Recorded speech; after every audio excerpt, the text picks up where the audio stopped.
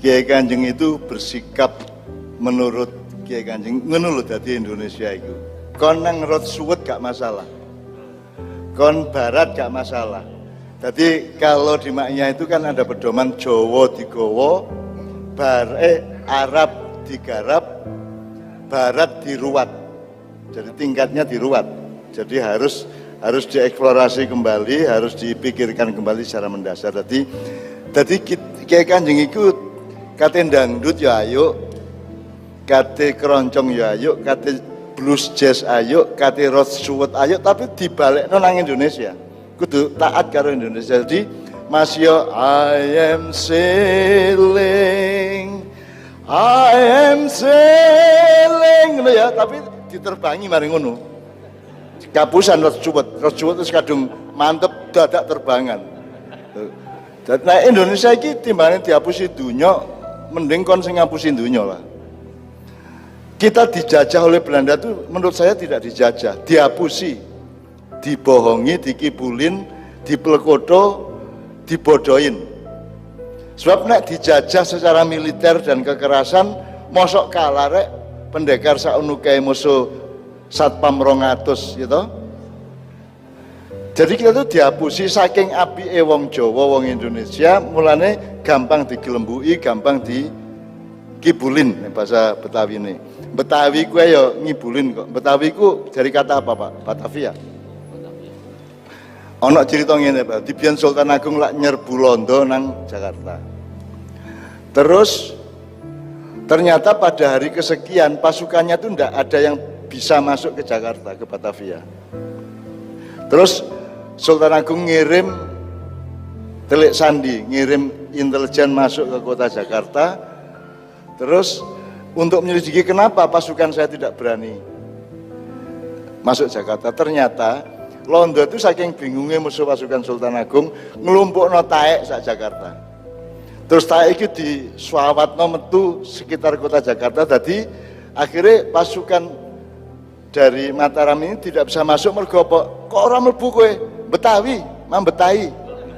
Jadi mambetai akhirnya jadi Betawi ngono. Tapi iku karanganku. Ya aja muring-muring ya, iku mek karangan duduk temenan. Ojo terus dianggap fakta sejarah, ojo ngono, itu karanganku.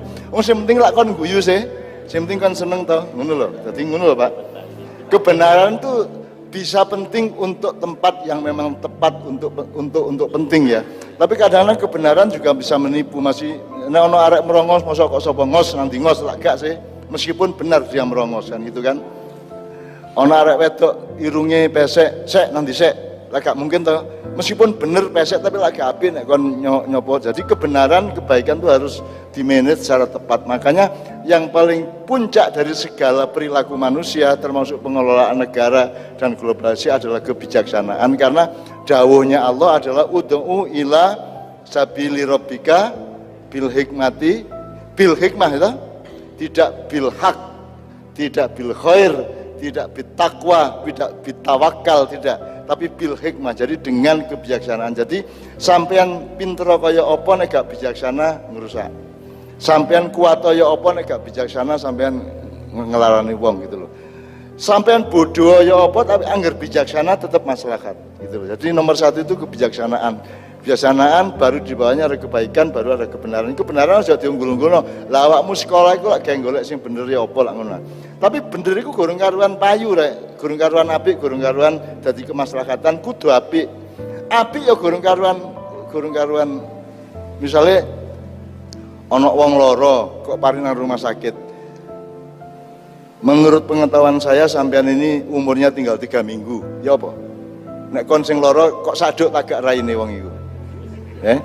Bener dan apik karepe ngandani fakta, tapi kan tidak bijaksana. Jadi yang kita kehilangan itu adalah kebijaksanaan. Jadi makanya kita padanan dari kata bijaksana itu banyak sekali yang kita juga kehilangan. Luhur ya gak paham, pusaka ya gak paham. Kita tidak punya roh lagi. Kita kehilangan wacana-wacana yang sifatnya berasal dari langit, yang berasal dari keluhuran, yang berasal dari rohaniah kan itu. Oleh karena itu sekalian sekarang kita mulai dengan pembelajaran. Aku njaluk arek telu mang. tokoh mahasiswa 3 orang yang sudah ditentukan tadi, mohon maju ke depan, mikrofon dibagi oleh Mas Imam. Mas Odi. Ya. Ada dari. Nah, monggo. Ini dari Mas BEM. maju, Mas. Mas Rizky dari CSI. Dan Mas apa nih? Anggi ya? Anggi ini Mas apa Mbak? Ya, sebelah kanan 2 BEM. orang, sebelah kiri 1 orang. Anggi dari BEM. Monggo Mas, Oh, nyuwun sewu, Mas. Saya akan memberikan pertanyaan satu-satu kepada masing-masing, kemudian Pak Suko akan mengeksplorasinya, akan mengejarnya. Juga Pak Darmaji akan mengejarnya, gitu ya. Sama Mbak ya? Mbak, monggo Mbak. Nek wedok mlakune siji yang ngene-ngene. Kayak teru aku, kayak teru aku ya. Ono pire ya. Tuku ndek pasar ndi kon pir iku, melaku kok ngene ya. Nyeneng arek iki. Mulane terus lahirlah wayang iku mergo aspirasi estetikanya kayak ngono iku. Saiki aku takon sih, Pak yang pertama siapa nih Mbak ini? Anggi, Pak. Nggak, Anggi maksudnya posisinya.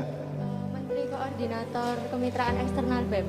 Menteri Koordinator Eksternal, Menteri Luar Negerinya BEM. BEM sini ya, oke. Terus Mbak Masnya? Odi Zainal Mahali, Presiden BEM ya. Oh presidennya sampean, oke.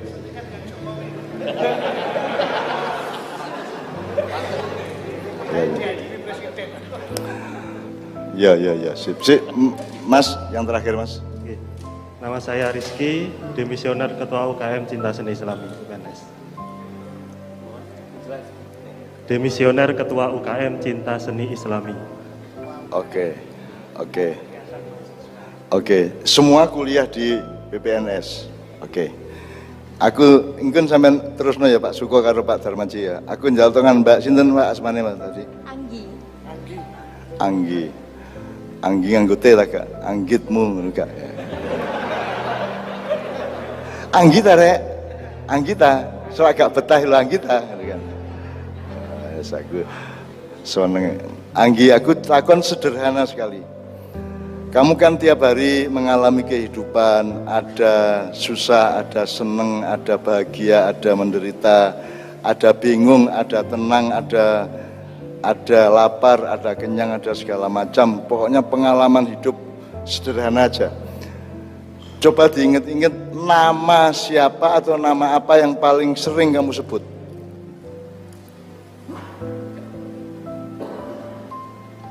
Jenenge sapa tak jeneng apa sing paling kok sering kok sebut bendina iku misale ya mbok monggo Allah, Pak. Allah contohnya Kalau misalnya nggak bisa tidur gitu, Iya. jadi dulu diajarin waktu SMA kalau misalnya kayak sulit tidur gitu disuruh nyebut Allah gitu sampai ketiduran. jadi ini jujur ya bahwa nama yang paling disebut oleh Mbak Anggi adalah Allah, betul ya? Tepuk tangan, top ini. Tak dongakno bojomu engko masih agak sugih tapi sangat mencukupi kebutuhanmu ya. Nek iso dosen. Sebab dulu di dalam dunia maritim kerajaan Mandar, Pak. Mandar itu kerajaan di utaranya Bugis ya, di utaranya Makassar ya. Mandar itu 14 kerajaan, yang 7 di pegunungan, yang 7 di pantai. Nah pusatnya di Tinambung. Nah di Tinambung itu ada, persisnya di daerah desa namanya Pambusuang. Itu ada seorang waliullah namanya Ahmad Thohir, panggilannya Imam Lapeo. Ya aku tak cerita nang Anggi ya.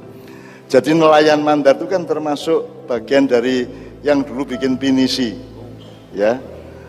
Jadi dulu Arupalaka yang dianggap pengkhianat itu sebenarnya kan juga pahlawan aslinya, cuman cara pandang kita aja. Hasanuddin itu bisa dianggap pengkhianat tapi juga bisa disebut pahlawan, itu tergantung cara pandang kita. Gitu. Nah, nelayan itu nek wis ono angin gebes apa badai apa ya. Mau bat mabit ya, nek pesawat itu turbulence ya. Nek wis mobat mabit angin yang gua bes iku kan orang kepepet. Misalnya nek arek cilik sunat iku lah ketika kate seling iku loro iku kan bengoke kan apa yang paling inti. Gitu. Allahu Akbar. Iso ngono to. Ana kancaku duwe adik. Sunat iku sing di pisuwi iku Gusti Allah. Gusti Allah matane. Cuk, dan cuk, lara cuk. Ono iku, ono ngono iku. Nyebut Gusti Allah di mata-matakno. Ono iku arek gresik. Arek gresik iku. Yesus. Akeh sing arek gresik, hati-hati karo arek gresik ketoke Allah tapi mata-matakno Gusti Allah. Ono ngono iku. Dadi menungsa itu luar biasa ragam genetikanya ya, ginekologinya. Jadi terus orang Mandar nelayan-nelayan Mandar itu kalau ada badai mereka memanggil nama yang paling mengendap ketika mereka kepepet. Yang disebut itu Imam Lapeo. But Imam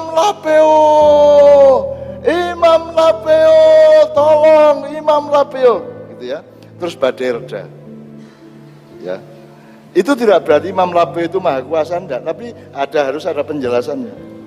Jadi misalnya di tepi padang pasir itu ada satu desa, anak-anak di desa itu sukanya itu di situ ada waliullah namanya Alwi Al-Habsyi. Nah, arek cilik-cilik itu senengane iku ana sumur jero.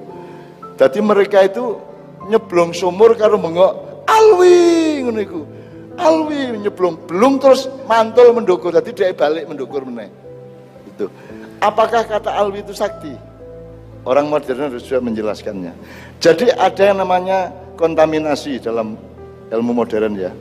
Jadi ada lingkungan atau nama tertentu yang sudah disepui atau dikontaminasi oleh energi tertentu. Misalnya Imam Lapeo itu karena kealimannya, karena kesepuannya, karena kekhusukannya itu, maka namanya itu sendiri menjadi dalam tanda petik sakti atau diangkat oleh Allah menjadi nama yang penting, sehingga ketika nama itu disebut maka Allah menyelamatkan nelayan itu. Itu sama dengan Anda selawatan. Jadi ono arek Mandar ya, Pak Eko, arek Mandar demo di Makassar. Wis digerebek karo tentara karo polisi, wis kedesek, wis gak iso apa-apa, wis karek dikepuki. Guk ngono. Terus dhek bengok, Cak Nun, ono iku arek Mandar iku. Tiba-tiba dia tidak di situ, tiba-tiba dia ada di Takalar, itu sekitar 25 km dari Makassar. Jadi tiba-tiba dia ada di tempat yang lain. Ada banyak peristiwa seperti itu di dunia, dan jangan terus mengangkerkan saya, jangan terus Cak Nun itu namanya sakti, Imam Lapeo gak ono sing sakti. Pedoman hidup tetap la haula wala quwata illa billah, dan itu illa billah, tidak illa bi Muhammad gak ono. Jadi harap tahu bahwa Nabi Muhammad juga tidak sakti, juga tidak hebat. Yang hebat itu siapa? Allah. Malaikat Jibril hebat agak? Gak. Sing hebat Allah, ngono ya rek ya. Nabi Musa iso nyigar segara agak? Simpulkan secara akademis. Nabi Musa bisa membelah laut apa tidak? Tidak bisa toh? Yang membelah siapa? Allah. Jadi Allah berfirman kepada Musa, ya Musa idrib bi'asokal bahr. Ya Musa, pukulkan tongkatmu di atas air laut. Tapi diam-diam Allah juga berfirman kepada banyu, wahai air, kalau disentuh oleh tongkat Nabi Musa membelahlah. Tapi ayat yang itu tidak ada di Quran. Mulane kudu kok daleki dhewe di Quran di njero hatimu karo pikiranmu. Itu namanya fil afaqi wa fi anfusikum ya Pak Yai ya, gitu ya. Nah, jadi Nabi Musa itu gak terus sakti iso mbelah segara, gak percaya kapan-kapan tak undangi rene, ayo nang segara kidul. Dijak nang Malang ta barang tritis ya, engko Nabi Musa kon nggo tongkat dadal ngene nek sigar gak sigar. Jadi tetap la haula wala quwata illa billah, wala Muhammad wala Musa wala Jibril wala kuliman akhir, gitu ya. Tidak ada siapapun yang sakti kecuali Allah. Nah, maka sekarang kita kaum berbuat apa terhadap Indonesia itu ya tetap harus berpedoman bahwa aku tahu rek ngedukno Soeharto, tahu nggano Gus Dur, tahu nampung Gus Dur ya tahu, aku ya tahu gelut, aku ya tahu demo, aku ya tahu macam-macam pengalaman fisik di Gedung Ngombo, di Mandar, di Majene, di mana di Tulang Bawang. Saya pernah perang secara fisik juga pernah. Aku pernah mengalami G30S, tapi tidak berarti saya punya kuasa untuk melakukan itu lagi kepada yang sekarang. Jadi mungkin nek kuatnya kuat, wanine wani, tapi gurung karuan kuasa toh Pak. Gurung karuan aku duwe hak toh Pak. Haul itu kan tidak hanya hak, tapi kekuasaan, otoritas. Kalau bahasa modernnya otoritas. Saya kan tidak punya otoritas. Tetap otoritasnya ada pada tangan Allah Subhanahu wa taala. La haula wala quwata illa billah. Jadi aku seneng iki anggi nama yang disebut adalah Allah. Temenan ya. Kon loro weteng ngono terus ya apa? Kon loro weteng melilit terus ya kon. Kira-kira ngomong ya apa kon? Aduh, terus ya Allah gitu. Ya Allah ngono. Nah arek-arek iki siji, cuk. Dobol, arek-arek iki Pak ya. Nah arek-arek gini dobol anu ta. Jadi alhamdulillah. Ada pertanyaan berikutnya Pak. Karena itu kan menggambarkan outline atau pemetaan dari pengetahuan dan komitmen dia dalam kehidupan Pak Suko. Jadi kalau waktu gembira yang Anda sebut siapa? Alhamdulillah Pak. Oh alhamdulillah. Selain itu apa kira-kira?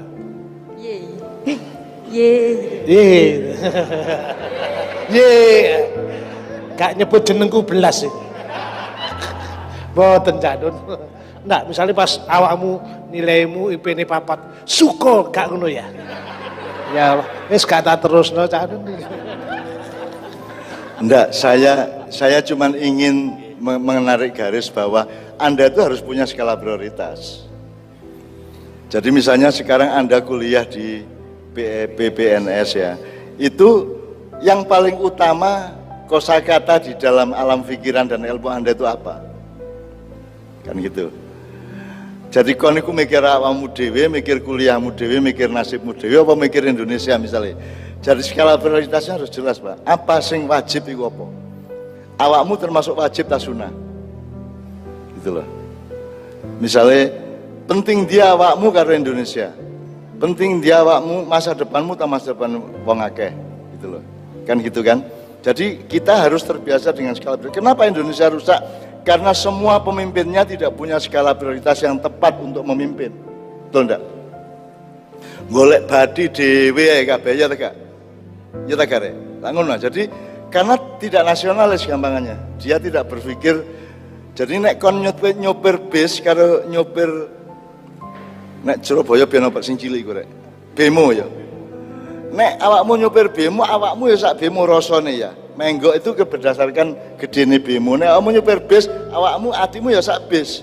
Jadi nek kon menggok, kon muter itu kan dihitung berdasarkan besarnya bis. Jadi nek awakmu iku wong Indonesia ya, nek awakmu iku warga Indonesia berarti seluruh cara berpikirmu ya Indonesia kudune lak ngono. Lak ngono sih rek wong urip iku. Itu makanya saya tanyakan siapa yang utama pada hidupmu. Itu nanti akan ada hubungannya dengan namanya Pak Rektor, tapi nanti dulu.